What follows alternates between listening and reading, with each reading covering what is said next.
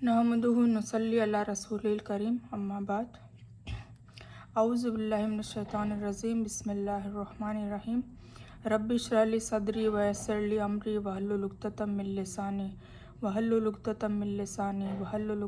लिसानी यफ़क़हू क़ौली। अस्सलामु अलैकुम वरहमतुल्लाहि वबरकातुहू।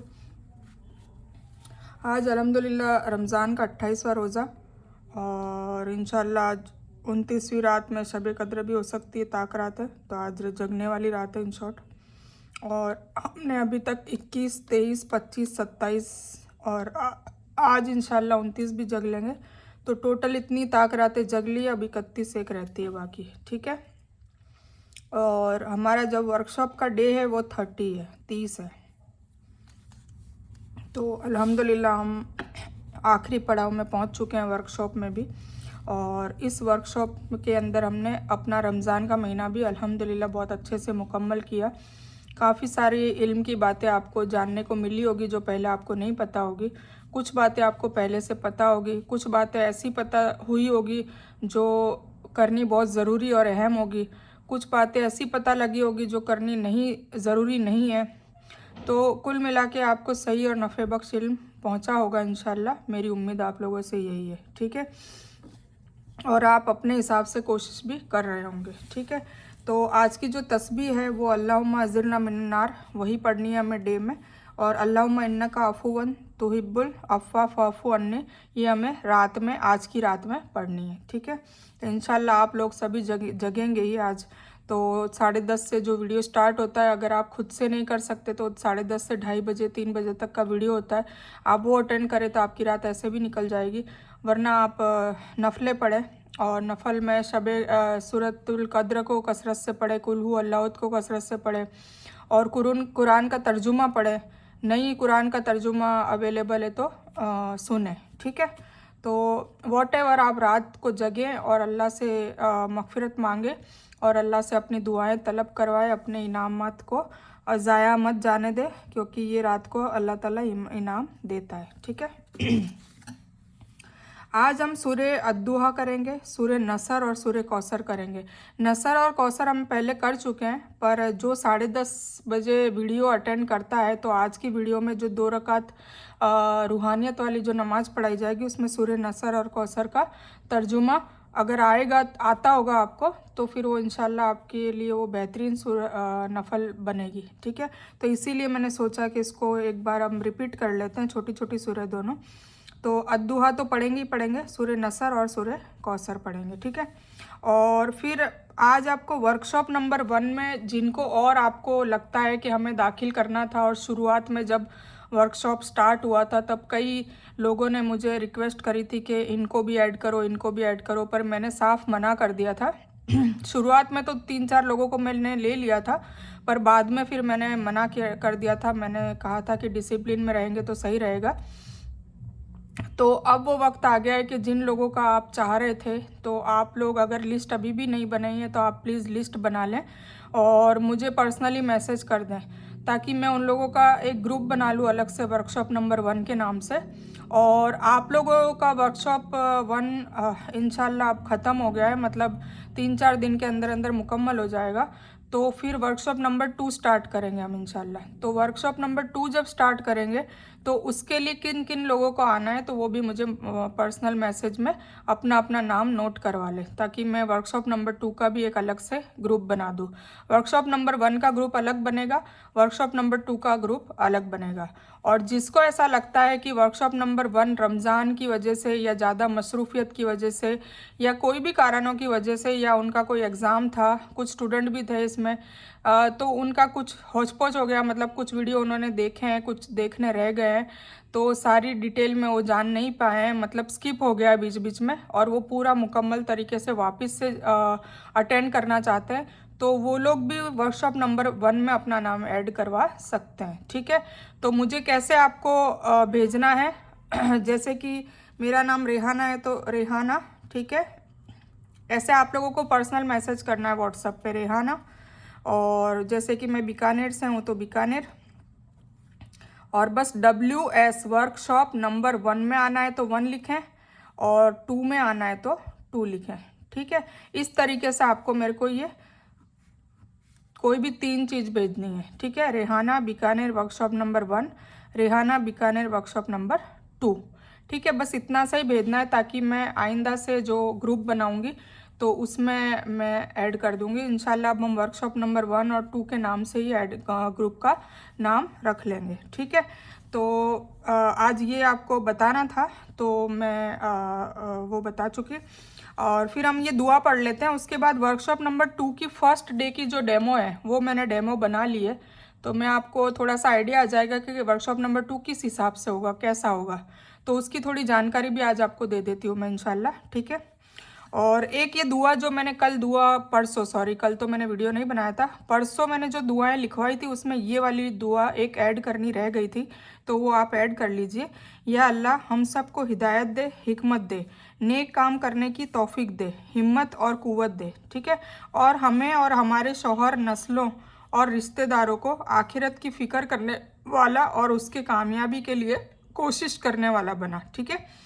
अपने रब इलाही से खूब खूब मोहब्बत नसीब फरमा और सच्चा आशिक रसूल सल्लल्लाहु अलैहि वसल्लम बना दे, ठीक है।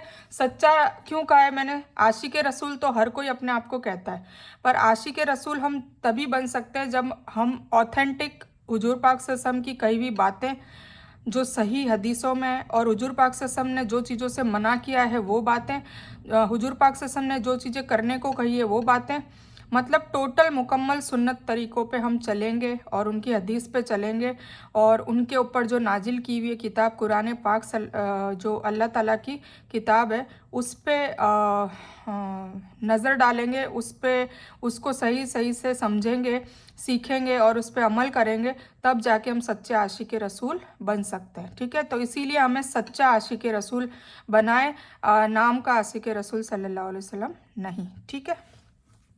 तो ये दुआ आप ऐड कर लीजिएगा। वैसे मैं अभी वीडियो ख़त्म होने के बाद स्क्रीनशॉट आपको भेज दूंगी इंशाल्लाह, ठीक है। तो पहले हम ये तीनों सूरह को कवर कर लेते हैं। ये तीनों सूरह कवर होने के बाद फिर मैं आपको वर्कशॉप नंबर 2 का डेमोन्स्ट्रेशन बताती हूँ इंशाल्लाह, ठीक है। तो हम अब तीनों सूरह कवर कर लेते हैं। तो पहले हम करते हैं सूरह अद्दुहा।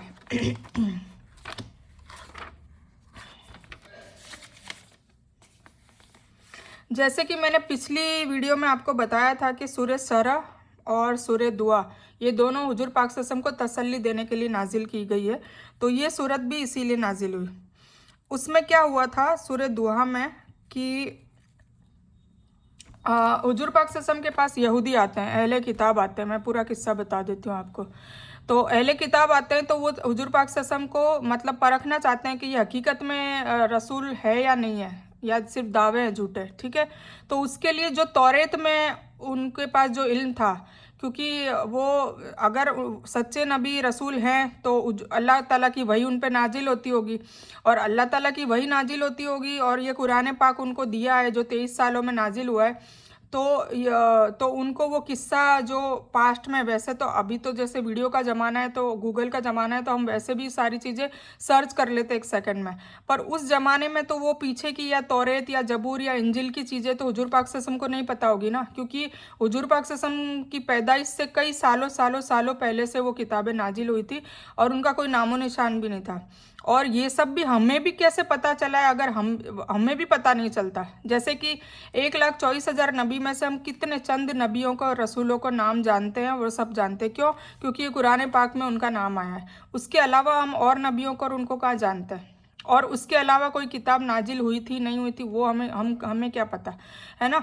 तो जो वो पास्ट की वही चीज़ें हमें पता है जो कुरान पाक में बयान हो गई, जैसे सूरह काफ, गुफा वाले लोगों का किस्सा, जैसे जुल्करनैन का किस्सा, जैसे लुकमान, हकीम लुकमान है उनका किस्सा, और जैसे आदम अलैहिस्सलाम और नूह अलैहिस्सलाम और जितने भी रसूल है 33 रसूलों का इसमें जिक्र है तो उनका किस्सा। तो वो सब हमें कब पता चला? जब कुरान पाक में उसका तस्कीरा हुआ है, ठीक है। तो उससे पहले तौरेत में था, और तौरेत में अहले किताब के ऊपर आई थी, नाजिल हुई थी, मतलब मूसा अलैहिस्सलाम उनके रसूल थे और मूसा अलैहिस्सलाम पे नाजिल हुई थी। तो उनको जो तौरेत का जो किस्सा, तौरेत का वो नॉलेज था, जैसे अभी हमको कुरान का नॉलेज है, ठीक है। तो वो जानना चाहते थे कि जो तौरेत में उनको पता है कि भाई गुफा वालों की चर्चा भी है और रूह के बारे में भी है, जुल्करनैन के बारे में भी है, तो वो चाह रहे थे कि हुजूर पाक सल्लल्लाहु को परखना चाह रहे थे कि ये हकीकत में अगर रसूल है तो हमारे 3 सवालों का जवाब दे देंगे। ठीक है, तो वो 3 सवाल उनसे पूछते हैं। 3 सवाल क्या पूछते हैं? एक तो रूह के बारे में पूछते हैं कि रूह के बारे में क्या जानते हो आप। ठीक है, दूसरा पूछते हैं जुल्करनैन कौन था, उसके बारे में जानने के लिए कहते हैं। ठीक है, और तीसरा वो कहते हैं कि है ना गुफा वाले लोग कौन थे। तो हुजूर पाक सल्लल्लाहु क्या करते हैं कि उनका जवाब देने के लिए क्या कहते हैं, देखिए अल्लाह ताला ने हुजूर पाक सल्लल्लाहु की छोटी सी, वैसे तो छोटी और वैसे बहुत बड़ी गलती है, तो वो गलती के हिसाब से अल्लाह ताला ने वही नाजिल करना बंद कर दिया था कुछ टाइम तक। ठीक है, तो क्योंकि उन्होंने ये नहीं कहा कि, उन्होंने कहा कि मैं इसका जवाब कल दूंगा, जबकि उनको अल्लाह ताला ने कहा था कि तुम्हें ऐसा कहना चाहिए था, जब वही वापस स्टार्ट हुई ना तब कि तुम्हें ऐसा कहना चाहिए था कि इंशाअल्लाह मैं कल दूंगा, मतलब अल्लाह चाहेगा तो ही मैं कल दूंगा। तो इंशाअल्लाह कहना भूल गए थे हुजूर पाक सल्लल्लाहु अलैहि वसल्लम, तो अल्लाह ताला ने कई टाइम तक वही नाजिल करना बंद कर दिया। अब उसमें क्या हुआ, इधर वही बंद हुई, इधर हुजूर पाक सल्लल्लाहु अलैहि वसल्लम को कई खराब ख्याल आने लग गए कि अल्लाह नाराज़ तो नहीं हो गया मुझसे, क्या गलती हो गई, एक तो ये सोचने लग गए। और फिर उनकी जो पड़ोसन थी, उनकी चाची अबू लहब की वाइफ उम्मे जमील, वो फिर उसको तो मौका मिलते ही वो तो ताने कशी करना चालू कर देती थी। तो नाउजुबिल्लाह कहती थी तेरा शैतान कहाँ गया, अब तुझ पे वो जादू नहीं भेजता क्या, मतलब वो आयतों को जादू कहती थी और ये कुरान अल्लाह ताला को शैतान नाउजुबिल्लाह कहती थी। तो एक उसके ताने भी सुनने पड़ते थे, फिर एक खुद को भी अंदर से मलामत होती थी कि क्या हो गया, मैं अल्लाह ताला ने क्यों वही बंद कर दी। तो ये सारी चीज़ें कश्मकश में हुजूर पाक सल्लल्लाहु अलैहि वसल्लम बीमार पड़ जाते हैं। ठीक है, और फिर उसके बाद ये सूरत नाजिल होती है। तो बहुत बेहतरीन सूरह है, मुझे तो बहुत अच्छी लगती है। इसका जब भी तर्जुमा पढ़ती हूँ तो मुझे भी ऐसा लगता है कि अल्लाह मुझे भी तसल्ली दे रहा है। तो ये हम अपने आप पे भी लागू कर सकते हैं, जब भी कभी गमगीन हो जाए या कुछ कोई कहा सुनी हो जाए या कुछ भी आपके ज़िंदगी में परेशानियां आए या कोई दुख आए, तो आप ये दुआ इस सूरह को कसरत से पढ़ें तो इंशाल्लाह आपको तसल्ली और सुकून मिलेगा। ठीक है, तो हम ये शुरू करते हैं। आपको ये बताने का मकसद ये था कि आपको पता चले कि भाई ये क्या है। अब पढ़ेंगे ना तो आपको अच्छे से समझ में आएगा। ठीक है, तो मैं फिर से इसके बारे में बता देती हूँ कि एक बार नबी सल्लल्लाहु अलैहि वसल्लम बीमार हो गए, 2-3 रातें आपने तहज्जुद की नमाज भी नहीं पढ़ी। ठीक है, इतने बीमार हो गए थे। एक औरत आपके पास आई और कहने लगी, हे मोहम्मद सल्लल्लाहु अलैहि वसल्लम, लगता है तेरे शैतान ने तुझे छोड़ दिया है। ये कौन सी औरत थी? उम्मे जमील, अबू लहब की बीवी, हुजूर पाक सल्लल्लाहु अलैहि वसल्लम की चाची। 2-3 रातों से देख रही हूँ कि वह तेरे पास नहीं आया, जिस पर अल्लाह ने यह आयत उतारी। फिर वो ये आयत उतारी। ठीक है ना, ये सूरत दुआ, सूरत दुआ मक्का में उतरी और इसमें 11 आयत हैं। ठीक है, अल्लाह के नाम से शुरू करता हूँ जो बड़ा मेहरबान निहायत रहम करने वाला है। कसम है चाश्त सूरज के ऊंचे हो जाने के समय की। अभी चाश्त की हम नमाज पढ़ते हैं ना, इशराक की नमाज कहते हैं, कोई चाश्त की नमाज कहते हैं, सब अलग अलग नाम से कहते हैं, बाकी वो नमाज एक ही है। ठीक है, तो चाश्त का मतलब होता है कि सूरज एकदम मतलब हमारे सर के ऊपर आता है, एकदम ऊपर, बिल्कुल मतलब रोशनी हो जाती है, चारों तरफ चिड़ियाँ चहचहाती है और सारा मतलब सुबह एकदम सुबह धीरे धीरे धीरे जैसे ऊपर आती है तो सूरज जैसे जैसे ऊपर आता है तो एकदम चाश्त चारों तरफ उजाला फैल जाता है। ठीक है, तो अल्लाह ताला उस टाइम की कसम खा रहा है, चाश्त की। ठीक है, इसीलिए उसको वज़्ज़ुहा कहा है। ठीक है, और कसम है रात की जब छा जाए, और जैसे ही दिन के बाद क्या आता है? रात, रात के बाद क्या आता है? दिन, रात दिन, ये चलता रहता है।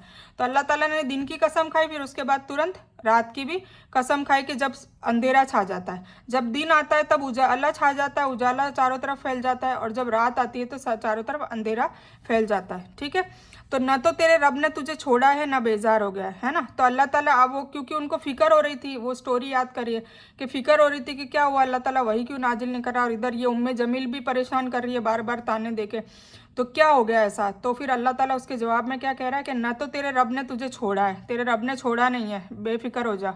ठीक है, और न बेजार हो गया, मतलब न नाराज हुआ है तेरे से।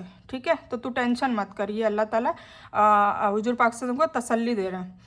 बेशक तेरे लिए आखिर शुरू से अच्छा है, मतलब आखिर मतलब ये अभी जो भेजा है तो पहले से भी अच्छा तेरे को तेरा आखिर मतलब तेरी आखिरत जो है वो बहुत अच्छी है।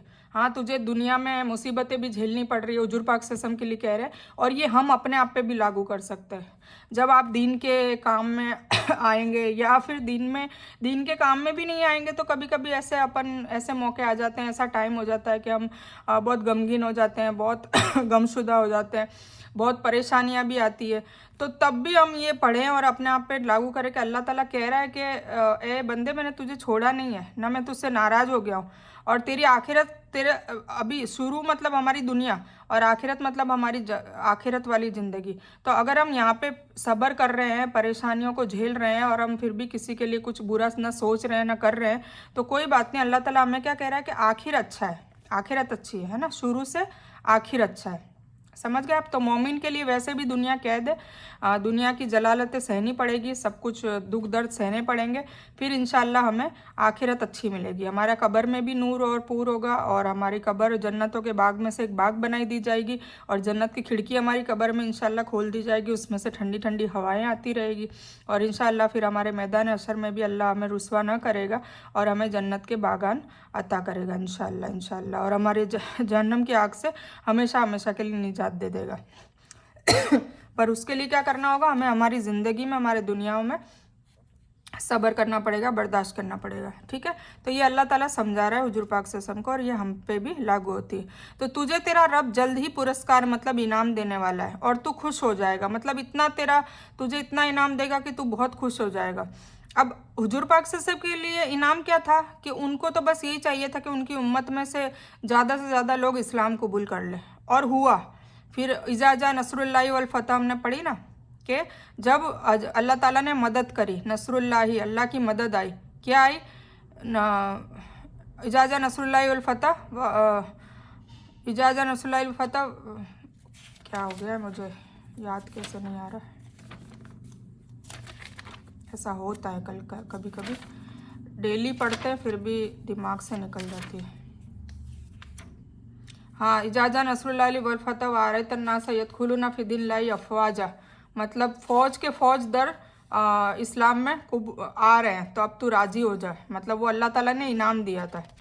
ठीक है, कहाँ गई वो? तो फौज दर फौज इस्लाम में आ रहे हैं। इजाजा नसरुल्लाहि वल फतह व आरतन नास यदखुलूना फी दीनिल्लाहि अफवाजा फसब्बि बिहम्दि रब्बिका वस्तगफिरहु इन्नहु कान तव्वाबा। तो अल्लाह ताला की तस्बीह बयान कर और अल्लाह ताला के हम्द को आम कर। कहाँ गई वो? तो सूरत ये रहा, इजाजा नसरुल्लाहि वल फतह, जब अल्लाह की मदद और विजय हासिल हो जाए और तू लोगों को अल्लाह के धर्म की तरफ मतलब इस्लाम में झुंड के झुंड आता देख ले, अफवाजा, फौज दर फौज दाखिल हो रहे हैं। ठीक है, तो तू अपने रब की तस्बीह और तारीफ़ करने में लग जा और उससे माफ़ी की दुआ कर, बेशक वो माफ़ करने वाला है। तो ये इनाम हुजूर पाक सल्लल्लाहु अलैहि वसल्लम को अल्लाह ताला ने ज़िंदगी में भी दे दिया और फिर उनको फिर ज़िंदगी में कई मकाम दिए हैं, कई चीज़ें उनको दी है। फ़ातिमा रज़ियल्लाहु ताला अन्हा जैसी बेटी, अली रज़ियल्लाहु ताला अन्हु जैसा दामाद और चाचा जाद भाई, और फिर हसन हुसैन जैसे नवासे रज़ियल्लाहु ताला अन्हुम, और अबू बकर सिद्दीक़ रज़ियल्लाहु ताला अन्हु जैसा दोस्त, उमर रज़ियल्लाहु ताला अन्हु जैसा साथी। तो उनको दुनिया में भी कई चीज़ों से नवाज दिया। हमजा रज़ियल्लाहु ताला अन्हु जैसा चाचा, है ना, इतना मतलब दिलेर। और अबू तालिब जो उनके चाचा थे, उन्होंने बहुत उनकी हेल्प करी थी। खुद ईमान कबूल नहीं करा पर हेल्प बहुत करी थी। ठीक है, और फिर गुजरने के बाद तो खैर है ही, मैदान हशर में सबसे ज़्यादा मतलब एक महमूद मकाम महमूद पे हुजूर पाक सल्लल्लाहु अलैहि वसल्लम को मिंबर पे बिठाया जाएगा और रसूलों के सरदार हैं और उनकी शफात सबसे पहले उनके हाथों से शफात होगी। फिर उनकी उम्मत का हिसाब किताब पहले किया जाएगा। तो ये सारे इनामत अल्लाह ताला ने दिए ही है ना, और हमें भी देता है, तो हमें भी वो नेमतों को याद करना चाहिए कि भाई हमें ये दिया, ये दिया, ये दिया। तो जब भी ये मेरे से एक हिंट ले लीजिए कि आप जितना भी अल्लाह से अपनी नेमतों का शुक्र अदा करते रहेंगे ना, मनी मन में या ज़ाहिर में भी, लोगों के सामने भी, पर लोगों के सामने करें तो बस इस बात से बचे कि आपके दिल दिमाग में तकब्बुर ना आए कि बस ये मेरे पास ही है, दो लोगों के पास नहीं, ऐसा नहीं। बस अल्लाह का शुक्र अदा करने के लिए। तो आप जितना शुक्र अदा करेंगे ना, यकीन माने आपको इतनी इतनी नेमत अल्लाह ताला और देता रहेगा। शुक्र करते रहें, हमेशा शुक्र करते रहें। और कभी कोई छोटा मोटा कोई दुख या कोई तकलीफ़ या परेशानी आ जाए तो उसमें सब्र करें। ताना कशी कभी ना करे अल्लाह को, ठीक है। तो इंशाल्लाह देखिएगा, आपको बहुत जल्दी आपका दुख भी आएगा तो फटाफट निकल जाएगा, और इतनी हिम्मत आएगी उसको सब्र करने की, उसको सहन करने की, ठीक है। तो अल्लाह ताला क्या समझा रहा है कि तुझे तेरा रब जल्दी इनाम देगा और तू खुश हो जाएगा।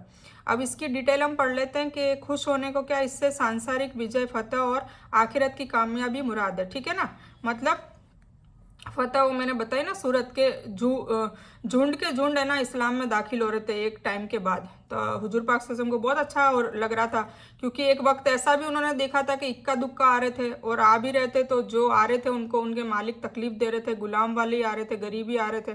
फिर तो अमीर भी आने लगे, कि कबीले के कबीले आने लगे, कबीलों के सरदारों ने इस्लाम कबूल करा, तो उनके पीछे जितने भी लाखों लोग हैं उन्होंने कबूल करा।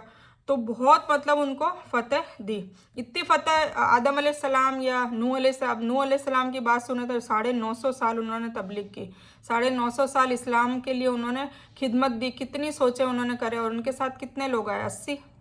लूत अलैहिस्सलाम के साथ कितने आए, सिर्फ 2 बेटियां, है ना। तो उन सभी नबी और उनके हिसाब से तो सबसे ज़्यादा तो हुजूर पाक सल्लल्लाहु अलैहि वसल्लम के तबलीग करने से इस्लाम में लोग आए। तो ये उनको दुनिया की भी फतह दे दी और आखिरत की फतह तो खैर है ही। इसमें वो सिफारिश का हक भी शामिल है जो आपको अपने समूह के पापियों के लिए मिलेगा, ठीक है। मतलब एक हर आदम अलैहिस्सलाम से लेके हुजूर पाक सल्लल्लाहु ईसा अलैहिस्सलाम तक, मतलब लास्ट हुजूर पाक सल्लल्लाहु को छोड़ के सभी की एक एक मुराद दुनिया में कबूल हो गई थी। मतलब एक एक उनसे ख्वाहिश मांगी थी हर रसूल से, नबी से, तो उन्होंने उसी वक्त मांग ली और उनकी पूरी भी हो गई, कबूल भी हो गई। पर हुजूर पाक से सबने वो बाकी रखी है, तो वो हुजूर पाक से सब अब उसमें क्या करेंगे, तो उसमें किसी की सिफारिश भी कर सकता है। तो उसके लिए अल्लाह ताला ने कहा कि ये भी उनके लिए एक इनाम ही है कि सिफारिश का हक भी शामिल है जो आपको अपने समूह के पापियों के लिए मिलेगा। मतलब उनके ग्रुप के जो भी पापी थे उनके लिए भी सिफारिश वो कर पाएंगे।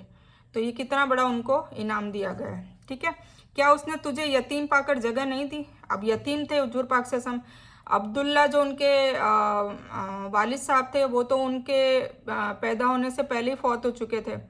फिर जब 6 साल के हुए तो उनकी अम्मी जान आमिना वो भी फौत हो गई 6 साल में।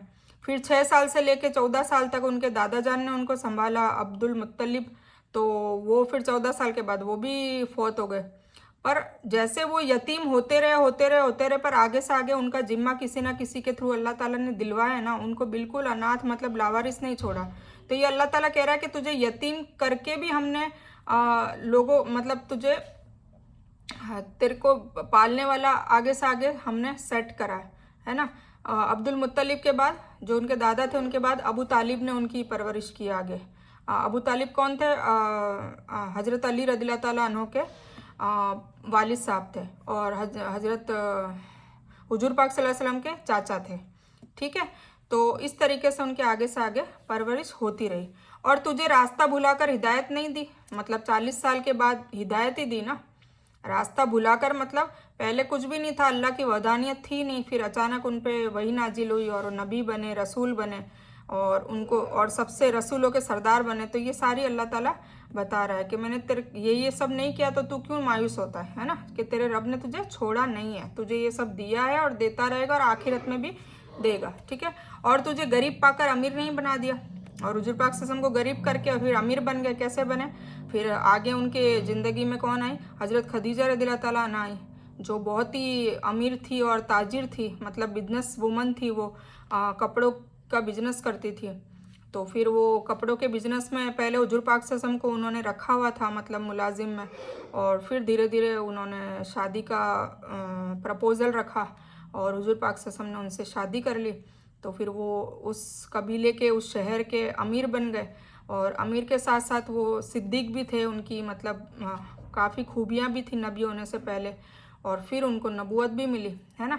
तो तू यतीम पर तू भी कठोरता न कर, फिर हुजूर पाक सल्लल्लाहु अलैहि वसल्लम को कहा जा रहा है तो यतीम पर तू भी मतलब कठोरता मतलब मजबूत दिल मत कर, ठीक है ना, रहम दिली अपना। और ये हमें भी कहा जा रहा है कि जब हमें नेमतें दी है, अच्छा सब कुछ दिया होता है, तो हमें भी यतीमों के ऊपर रहम करना चाहिए और मांगने वालों पे रहम करना चाहिए। हमें ये सोचना चाहिए कि अल्लाह ना करे इनकी जगह अगर हमें रखा होता तो हम यतीम होते या हम साहिल होते, दर दर मांगते फिरते होते, या हम भिखारी होते, अगर उनकी जगह हमें रखा होता तो हमें अल्लाह का शुक्र अदा करना चाहिए कि उनकी जगह अब हम नहीं हैं। और हम नहीं हैं तो फिर हमें जो नेमत दी है उसका शुक्र अदा करते हुए हमें उन लोगों के पे भी रहम करना है, क्योंकि अल्लाह ताला यही देखेगा कि दुनिया में तुमने मेरी मखलूक पे कितना रहम करा। साहिल थे, मांगने वाले थे, यतीम थे, सबका हिस्सा था तुम्हारी दौलत पे, तो तुमने क्या दिया, कैसे उनकी मतलब तुमने क्या कुछ किया, तो ये सब पूछेगा अल्लाह ताला। तो हमें भी ये बताया जा रहा है और हुजूर पाक सल्लल्लाहु अलैहि वसल्लम को भी कहा जा रहा है। और मांगने वाले को डांट डपट मत कर, मतलब उनको, जो मांगने वाला आता है उनको झिड़कना नहीं है, ठीक है। अगर नहीं देना है, अगर आपको लग रहा है कि ये देने के लायक नहीं है या आपके पास कुछ देने के लिए नहीं है उस वक्त, तो आप माफ़ी मांग ले और उनको तमीज़ से और हिकमत के साथ उनको रवाना कर दे, झिड़के नहीं, ठीक है ना। और अपने रब के उपकारों का बयान करता रहे, और तू हमेशा अपनी रब की नेमतों का जो तुझे दी है उस पर बयान करता रहे, ठीक है ना। समझ में आ गई? तो कितनी बेस्ट सूरह है, मुझे तो बहुत अच्छी लगती है। तो यानी इसमें जो अपने रब की नेमतों का बयान कर, इसका क्या मतलब है, यानी अल्लाह ने तुझ पर जो एहसान किए हैं, जैसे हिदायत दी, रिसालत दी, नबूवत से सम्मानित किया, और अनाथ होने के बावजूद तेरे पालन पोषण और निगरानी की व्यवस्था की तदबीर करते रहे, है ना, आगे से आगे कोई ना कोई पालता रहा, तुझे सब्र और माल भी दिया, उन्हें शुक्रिया और एहसान की भावना के साथ बयान कर, लोगों के साथ बयान कर, है ना। अल्लाह को बहुत अच्छा लगता है अगर वो हमें कोई नेमत देता है और हम बयान करते हैं, तो बस ये शर्त ये कि बयान करने का तरीका यही होना चाहिए कि अल्लाह का शुक्रिया अदा होने की नीयत होनी चाहिए, अपनी शेखी बगाड़ने की नीयत नहीं होनी चाहिए कि अल्लाह ने मुझे बहुत बेहतरीन घर दिया, बेहतरीन गाड़ी दी, बेहतरीन शौहर दिया, नेक बच्चे दिए, तो नेक ससुराल वाले दिए, अच्छे अखलाक वाले लोग दिए, इर्द गिर्द जो भी दोस्त है वो भी हमारे बेहतरीन है, हमारे दोस्त भी हमारे मतलब हमसे रहमदिली करते हैं, हमारी फ़िक्र करने वाले हमें मिले, तो हर चीज़ का, हमारे भाई बहन हमें बहुत अच्छे मिले। या अल्लाह ताला जिस बहुत बड़ी नेमत है जो हमें हर बात पे, हर तकलीफ़ में सपोर्ट करते हैं, हमारे लिए आधे आधे हो जाते हैं। हमें ऐसे प्यारे से माँ बाप मिले जो जिन्होंने हमारी बचपन से लेकर अभी तक परवरिश की, और हम पे हर हाल में तन मन धन से जान न्यौछावर कर देते हैं, और हमारी पालन पोषण के लिए उन्होंने इतनी जद्दोजहद की, इतने मकान बदले ताकि हमें अच्छे से इल्म हासिल हो जाए। आज हम इस मुकाम पे है, मैं भी बैठी हूँ, तो मैं सबसे बड़ा जो शुक्रिया है अल्लाह के बाद वो किसका है, मेरे माँ बाप का है, वरना मैं नहीं होती इस जगह पे जहाँ खड़ी हूँ। तो कुल मिला के हमें इन सब नेमतों का अल्लाह का शुक्र अदा करना चाहिए, अल्लाह के लोगों के सामने बयान भी करना चाहिए, और छुपे हुए भी हमें अल्लाह से खूब खूब शुक्रिया अदा करना चाहिए कि अल्लाह ताला ने इतनी नेमतें दी है, ठीक है। तो अल्लाह ताला बता रहा है हुजूर पाक सल्लल्लाहु अलैहि वसल्लम के कि तुझे मैंने जो सब्र दिया, माल दिया, शुक्रिया और एहसान की भावना के साथ बयान कर। इससे मालूम हुआ कि अल्लाह की नेमतों की चर्चा और उनका इजार अल्लाह को प्यारा लगता है ना, अच्छा लगता है अल्लाह को, लेकिन घमंड और फ़ख्र के तौर पर नहीं, है ना। तो घमंड और फ़ख्र के तौर पर नहीं बयान करना, बल्कि अल्लाह की दयालुता और नेमत का एहसानमंद होते हुए, उसकी ताकत और कुदरत से डरते हुए कि वह कहीं हम इन नेमतों से महरूम न कर दे, कहीं ये नेमत छीन न ले।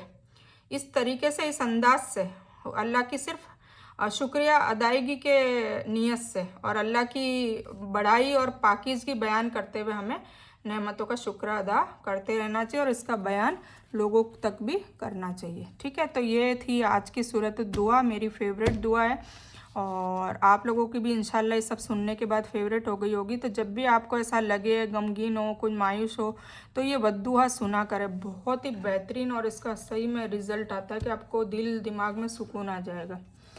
अब इसके बाद हम नसर कर रहे थे।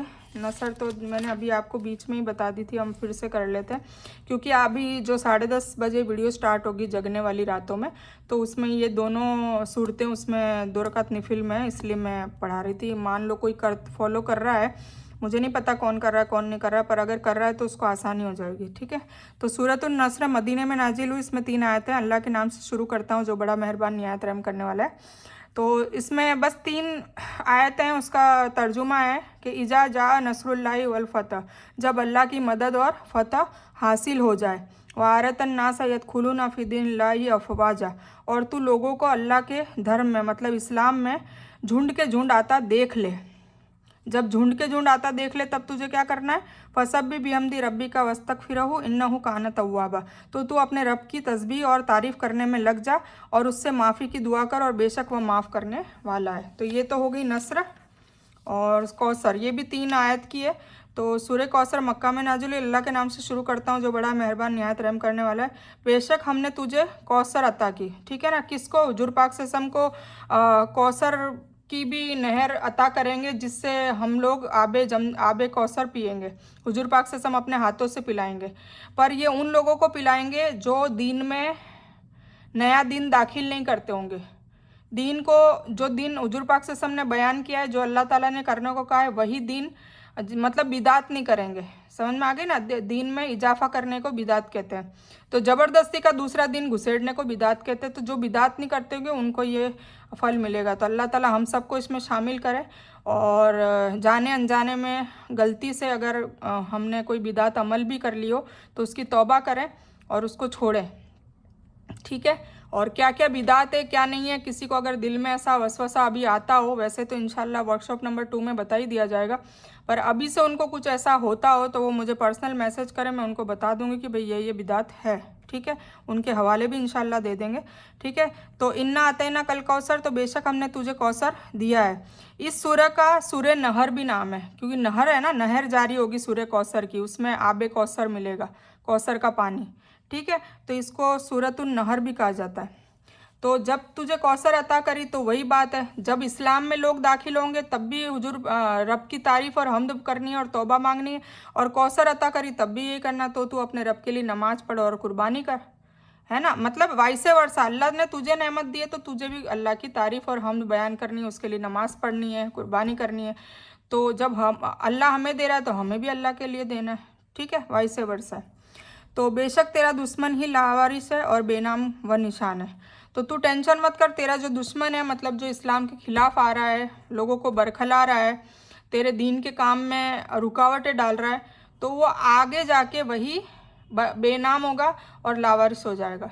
तो उसे अपनी कोताहियाँ कर रहा है तो करने दे, ये आप पे भी लागू होती है। अगर आप दीन का काम कर रहे हैं, कोई आपका रिश्तेदार या कोई पड़ोसी या कोई भी आपके लिए मतलब मुश्किलें रुकावट डालने की कोशिश कर रहा है, आपके दीन के काम को फैलाने में रुकावटें डाल रहा है, करने नहीं दे रहा है, लोगों को बरखला रहा है, तो उसको छोड़ दे। तू नमाज पढ़, कुर्बानी कर, तो अपने आप अल्लाह ताला तेरा रास्ता साफ कर देगा, ठीक है। तो यानी नमाज भी केवल अल्लाह के लिए और कुर्बानी भी केवल एक अल्लाह के नाम पर ही होती है ना। कुछ लोग कुर्बानी अलग अलग नामों से करते हैं, तो ये भी बिदात है। मुशरिकों की तरह इसमें दूसरों को शामिल न कर। असल मायना है ऊँट के गले में नीजा या छुरी मारकर ज़िबा करना। दूसरे जानवरों को ज़मीन पर लेटाकर उन पर गालों पर छुरी फेरी जाती है, जिसे ज़िबा करना कहते हैं। लेकिन यहाँ नहर से मुराद आम कुर्बानी है। इसके सिवा इसमें दान पुण्य सदका खैरात रूप में कुर्बानी देना है। हज के मौके पर मीना में ईद उल अजहा के दिन कुर्बानी करना सब शामिल है। मतलब एक तो कुर्बानी है जानवर की कुर्बानी भी देना, और दूसरी अपने पैसों की कुर्बानी, अपने टाइम की कुर्बानी। मतलब आपके पास टाइम है, आप दिन में सो सकते हैं 4-4 घंटे, पर आप उसमें जगते हैं और अपनी कुर्बानी देते हैं कि नहीं, मुझे अल्लाह के लिए दिन फैलाना, तो मैं उसके लिए प्रिपरेशन करूँ। और अगर आप दिन का काम करेंगे तो उसके लिए आपको बहुत मेहनत भी करनी पड़ती है ना। तो आप सब चीज़ों की कुर्बानी कर रहे हैं, आप अपने आराम की कुर्बानी कर रहे हैं, आप सब कुछ कर रहे हैं, तो ये अल्लाह देखता है, और देखने से वो आपकी दुनिया में भी बहुत नेमतें देता है, और आखिरत में तो इंशाल्लाह आपको मिलेगी, ठीक है। तो ये हो गई सूरत कौसर और नसर।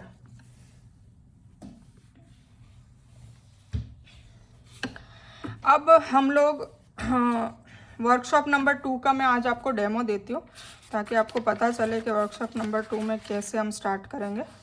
बिल्कुल डिफरेंट होगा, जो 1 में था वैसा नहीं होगा। तो ये देखिए फर्स्ट डे का मैंने बनाया है। तो हम क्या करेंगे, जैसे कि मैं आज आपको शॉर्ट में बता देती हूँ।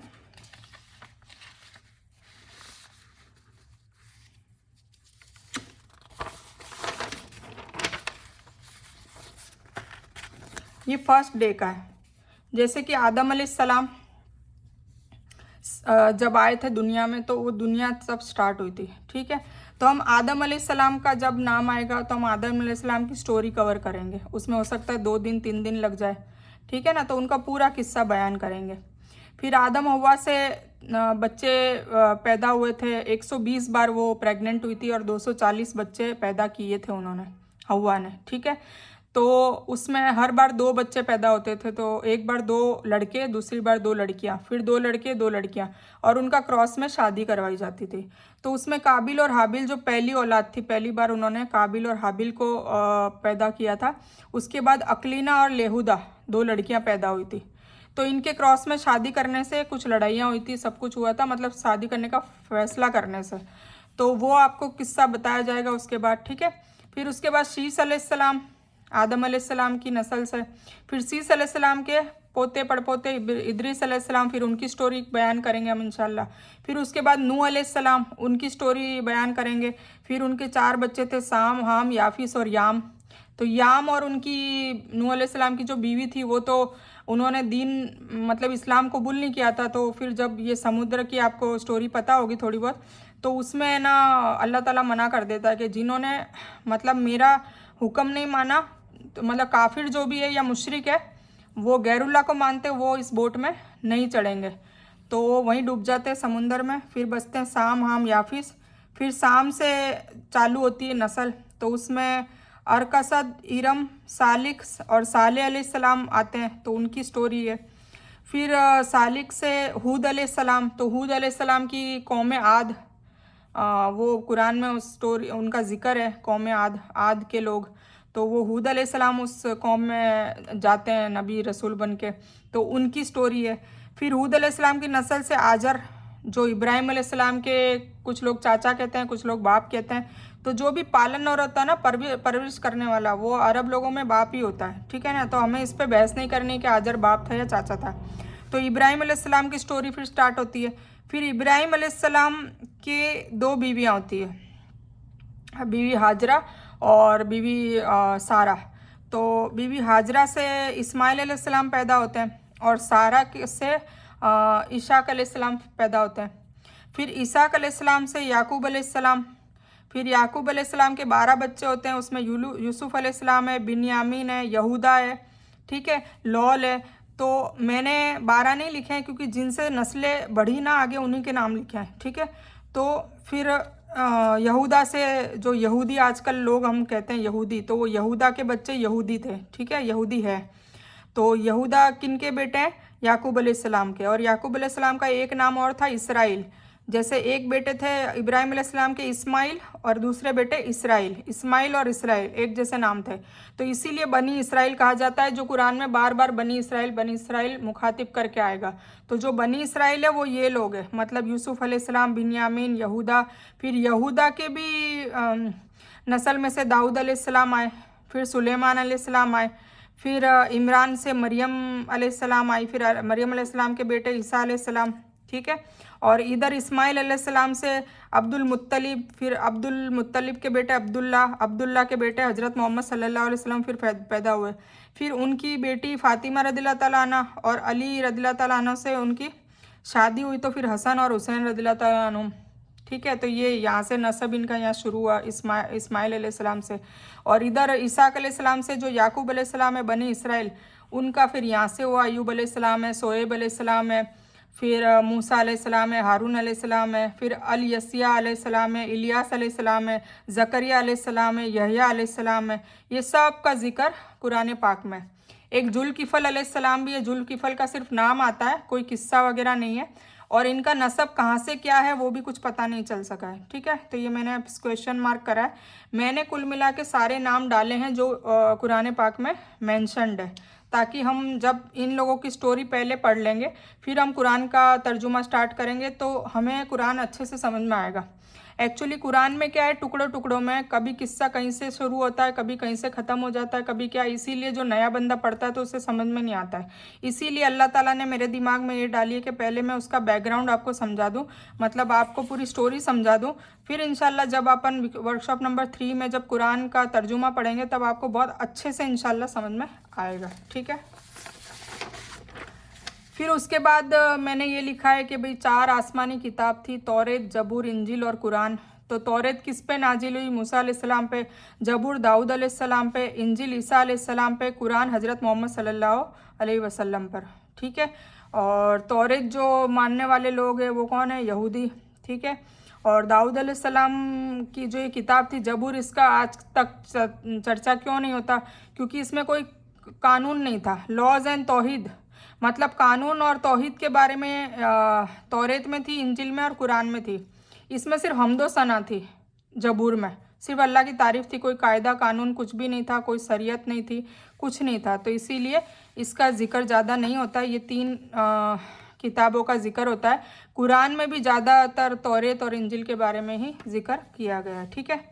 फिर उसके बाद खलीफा जैसे हुजूर पाक सल्लल्लाहु अलैहि वसल्लम के बाद अबू बकर सिद्दीक़ रज़ियल्लाहु ताला अन्हु, उमर फारूक रज़ियल्लाहु ताला अन्हु, उस्मान गनी रज़ियल्लाहु ताला अन्हु और अली रज़ियल्लाहु ताला अन्हु। फिर उसके बाद आपको पता होगा, अगर जानना हो दिलचस्पी, तो ये भी इंशाल्लाह मैं बयान करूँगी कि पहले सुन्नी और शिया ये ग्रुप कहाँ से पड़े, फिर ताबेइन, तबे ताबेइन, फिर ये जो 4 इमाम के जो हैं हनफी कहते हैं ना, जैसे हमारे एशिया में सब हनफी है, बरेलवी और देवबंदी और अहले हदीस, वो भी हनफियों में से निकला है। इमाम शाफी, इमाम हम्बल और इमाम मलिक, ठीक है। और लास्ट में मैंने देखो ये क्वेश्चन लिखा है मुस्लिम। तो हमारा ये जो वर्कशॉप का ये एक मैंने ब्रीफ में आपको ये दिया है, इसको इंशाल्लाह हम डिटेल में पढ़ेंगे। 40 दिन में यही कवर करेंगे। सभी के किस्से आएंगे इसमें, सब के 1 to 1 आएंगे। आदम अलैहिस्सलाम का किस्सा एक दिन वो होएगा, फिर काबिल हाबिल का किस्सा होगा एक दिन शीश अलैहिस्सलाम का किस्सा होगा, फिर इद्रिस अलैहिस्सलाम का किस्सा होगा, फिर नूह अलैहिस्सलाम का किस्सा होगा। तो इस तरीके से सभी नबियों और रसूलों के किस्से हम बयान करेंगे जो कुरान में दर्ज है। तो इंशाल्लाह कुरान जब आप पढ़ेंगे तब फिर आपको पता चलेगा, ठीक है। तो ये वर्कशॉप नंबर 2 का डेमोन्स्ट्रेशन है। इसकी एक आप माने तो आप एक ब्रीफ सोच लें कि एक ब्रीफ है जिसको हम डिटेल में बयान करेंगे इंशाल्लाह 30 से 40 दिनों के अंदर। हो सकता है 30 दिन में मुकम्मल हो जाए या 40 दिन में, या ज़्यादा भी टाइम लग सकता है। हमें टाइम दिन नहीं गिनना है, हमें तो इल्म हासिल करना है, ठीक है। तो इस नीयत से करेंगे कि भाई ये हम इसलिए जान रहे हैं और इसका फ़ायदा हमें इसलिए होगा कि हम इसके बाद फिर कुरान को समझ सके, अल्लाह की किताब को जान सके, समझ सके और उस पर अमल करने की अल्लाह हमें तौफीक दे और हमें उसके बाद कामयाबी मिले, ठीक है। तो मैं इसकी स्क्रीनशॉट भेज देती हूँ इसकी भी, ताकि आप अपने राइटिंग में लिख लें और वर्कशॉप नंबर 2 की जब शुरुआत करेंगे तब आपके बहुत काम आएगा। तो फिर मैं लिखने का काम तो मेरा बहुत कम होगा, क्योंकि मैं सिर्फ स्टोरी ओरली आपको बताऊंगी। तो हो सकता है उसमें कुछ मुझे नोट करना पड़े, कोई ऐसी कोई इम्पोर्टेंट बात हो नोट करनी पड़े तो मैं लिखूंगी। बाकी मुश्किल है कि मुझे कम लिखना पड़े, बोलने का ज़्यादा होगा उसमें, क्योंकि स्टोरीज़ होगी और इंशाल्लाह आपको भी अच्छा लगेगा, अच्छा समझ में आएगा, ठीक है। आप इस वर्कशॉप में अपने बच्चों को भी शामिल कर सकते हैं, वरना अब तो मैं यूट्यूब के चैनल बनाने लग गई, तो आप वो वीडियो बच्चों को भी सुना सकते हैं, ठीक है। तो हम ये आज का बयान यही मुकम्मल करते हैं। तो इस बयान में कुछ भी दीन की अच्छी और हक बात आई है वो सिर्फ अल्लाह की तरफ से है, और बुरी या गलत बात जो गलती से या जज्बात में आकर मेरे मुंह से कुछ भी गलत वर्ड या कोई गलत बात निकली हो वो मेरी तरफ से। और इस गलती के लिए मैं अल्लाह अज्ज वजल और आप सब से माफ़ी की तलबगार हूँ। मैं कोई आलिमा नहीं हूँ, मैं सिर्फ तालिब इल्म हूँ। अल्लाह मेरी कोशिश से आपको सही नफ़े वाला इल्म पहुँचाए और मैं आप लोगों की हिदायत और हिकमत में सदका जारिया बनूँ, बस यही मेरी तमन्ना है। आमीन सुम्मा आमीन या रब्बल आलमीन। रब्बना आतीना मिन लदुनका रहमतम व हय्यि लना मिन अमरिना रशदा। अल्लाहुम्मा सल्ली अला मुहम्मद व अला आलि मुहम्मद कमा सल्लैता अला इब्राहीम व अला आलि इब्राहीम इन्नका हमीदुम मजीद। अल्लाहुम्मा बारिक अला मुहम्मद व अला आलि मुहम्मद कमा बारकता अला इब्राहीम व अला आलि इब्राहीम इन्नका हमीदुम मजीद। व आखिरु दावाना अनिल हम्दुलिल्लाहि रब्बिल आलमीन।